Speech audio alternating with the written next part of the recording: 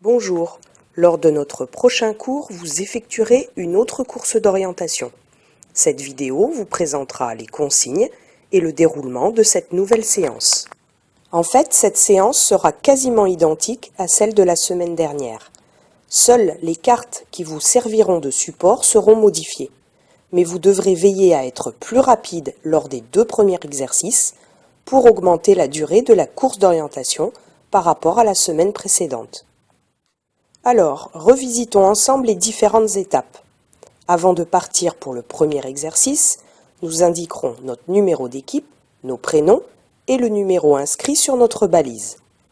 Puis, afin de varier les lieux, nous éviterons de choisir un endroit déjà utilisé la semaine précédente et nous nous rendrons dans une direction opposée à la dernière séance.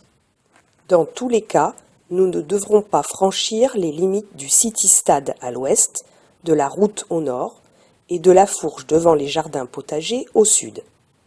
Nous accrocherons la balise sans la cacher et nous indiquerons sa localisation très précisément sur les 2 plans. Nous veillerons à prendre des repères à 360 degrés tout autour de nous pour pouvoir localiser la balise avec une croix le plus précisément possible. Nous vérifierons qu'aucune équipe ne se trouve dans notre secteur afin d'éviter de confondre les balises pendant la course d'orientation. Enfin, nous devrons revenir très rapidement au point de départ. Lors du deuxième exercice, nous vérifierons la balise d'une autre équipe.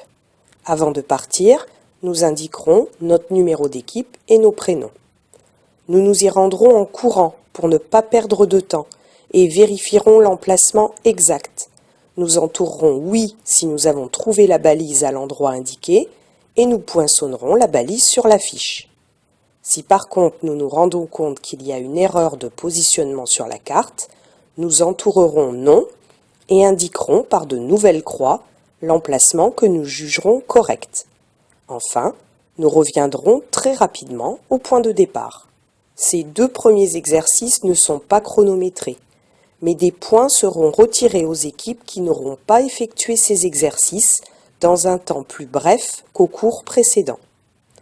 Ensuite, nous récupérerons notre fiche pour débuter notre course d'orientation qui sera, elle, chronométrée. Pour obtenir la meilleure note, il faudra, comme d'habitude, poinçonner les balises dans le meilleur temps, sans faire d'erreur, et réaliser des progrès par rapport à notre course d'orientation de la dernière séance.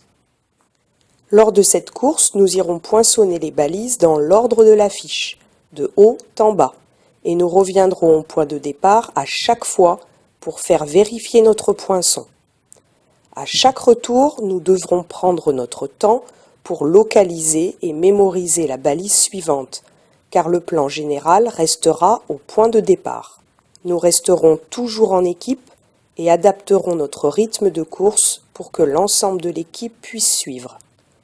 Nous ne nous fierons pas aux numéros inscrits sur les balises qui ne correspondent pas forcément au numéro des balises indiquées sur notre fiche.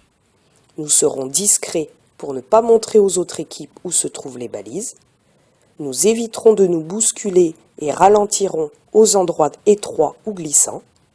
Et à l'heure indiquée ou aux 3 coups de sifflet, nous prendrons immédiatement le chemin du retour. Enfin, si j'étais absent à la course précédente, je n'oublie pas de consulter la vidéo explicative dans mon cahier de texte de la semaine dernière. Voilà, cette vidéo est terminée. Je vous donne donc rendez-vous à votre prochain cours.